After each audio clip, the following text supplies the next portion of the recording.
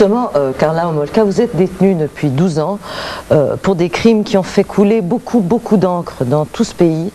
Et avec tout ce battage médiatique qui a eu lieu ces derniers jours, comment s'est passée cette sortie de prison? Je pense que je réalise pas encore que je suis sortie. Je suis énervée, je suis nerveuse, anxieuse.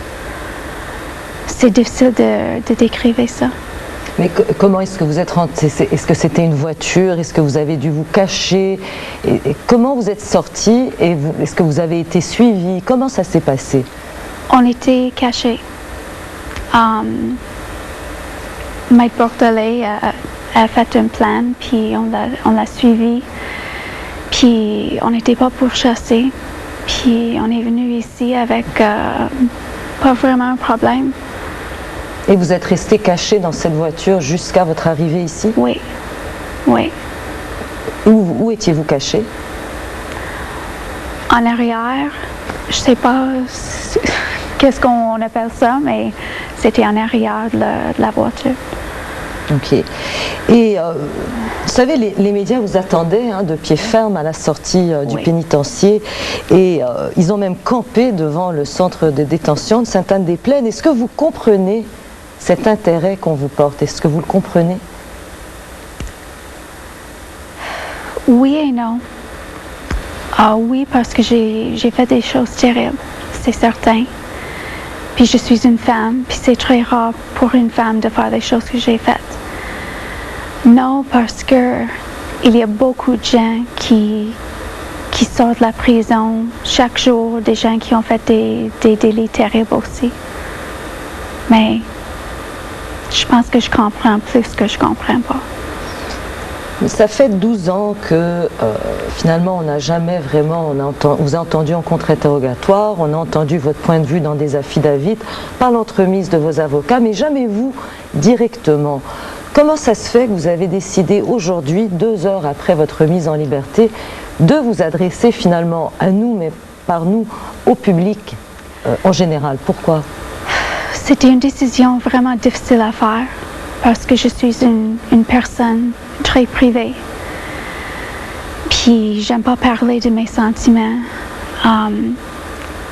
Je veux garder mes choses privées, mais c'est pas possible. Alors j'ai décidé avec mon avocate que c'est la meilleure chose à faire parce que je veux pas être traquée. Je veux pas que le monde pense que je suis quelqu'un de dangereux qui vont faire quelque chose à leurs enfants. Je pense que c'est le temps que je parle un peu. Et quand vous avez décidé de parler, vous avez décidé de parler en français. Oui. Pourquoi en français? Mais moi, habituellement, je regarde pas les nouvelles, je lis pas les journaux. Mais chaque fois que j'ai regardé les nouvelles en français, particulièrement Radio-Canada, je trouve qu'il n'y a pas de sensation. Les gens crient pas. C'est sérieux. Puis aussi, je veux refaire ma vie en français. Vous avez choisi le Québec parce que vous estimez qu'on vous juge avec plus de clémence ici? Pas tout le monde, mais c'est sûr et certain que le climat du Québec, c'est pas comme le climat de l'Ontario. Mais j'aime le Québec parce que j'aime les peuples ici. J'ai un réseau de soutien ici aussi qui est très important. Est-ce que c'est aussi peut-être parce que au Canada anglais, l'affaire Karla Homolka, Paul Bernardo a été égrenée quotidiennement dans les médias. Oui. Tous les détails sont sortis de cette cause qui était très retentissante à l'époque, surtout dans les médias anglophones, et qu'au Québec, ça a été, on connaît moins les détails horribles finalement. Oui. De votre affaire, de votre cause devant les tribunaux. Alors, est-ce que c'est un peu ça qui vous pousse aujourd'hui à décider de choisir le Québec où on vous connaît moins bien qu'en Ontario?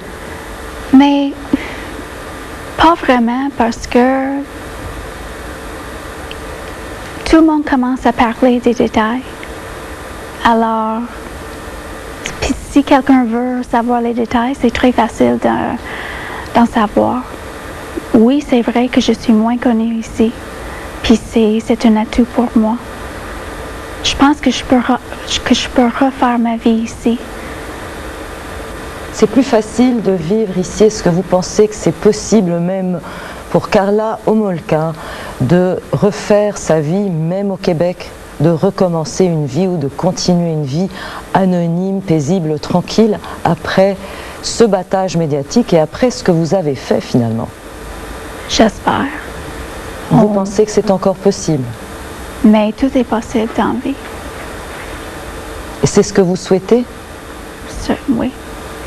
Et vous pensez honnêtement qu'à partir de, peut-être pas demain, mais après un certain temps, les choses vont se calmer et puis finalement d'autres événements vont prendre le dessus et le public va vous oublier? Dans votre tête, est-ce que c'est ça le scénario idéal?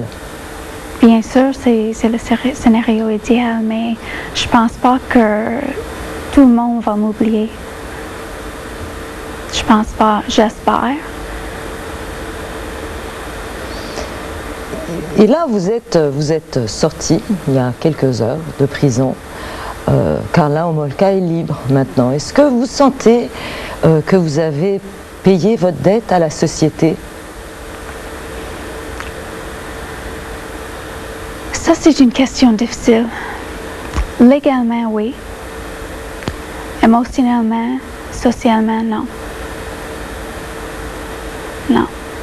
Qu'est-ce qu'on fait pour payer sa dette? Qu'est-ce qu'il faut faire pour payer sa dette émotionnellement et socialement envers une société qui vous juge encore, de toute évidence? Je pense que socialement, j'ai besoin de faire le plus de choses possible pour aider les gens. Puis émotionnellement, je vis avec ce que j'ai fait constamment. Puis ça va jamais finir. Quand vous dites aider les gens, comment vous voudriez, vous souhaiteriez les aider? Mais je sais pas exactement. Mais je sais que en prison, j'ai fait les choses. J'étais une membre de l'équipe du Père aidante. C'est un groupe de femmes qui sont formées pour aider les autres détenus. J'ai fait ça en prison. J'ai fait plein de choses comme ça en prison, puis je veux continuer dehors. Je peux pas faire les mêmes choses, mais je sais pas exactement ce que je ferais. En tant que personne, si vous venez nous voir, c'est pour que vous disiez aux gens que vous n'êtes plus finalement une menace pour la société, parce que là, c'est une des craintes, et vous le savez.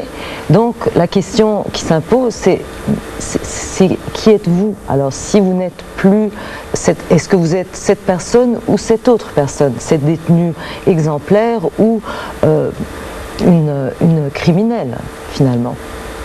Mais j'étais une détenue exemplaire et il n'y a pas de question là-dessus.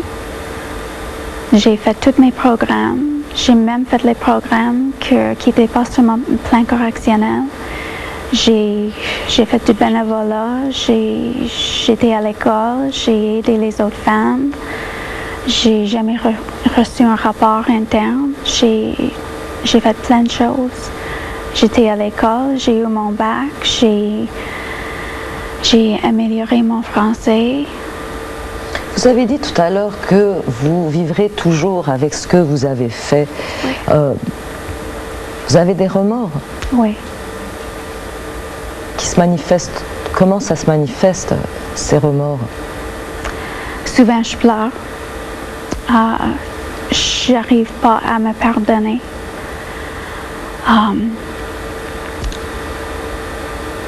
Je pense à ce que j'ai fait, puis souvent je pense que je ne mérite pas d'être heureuse à cause de ça.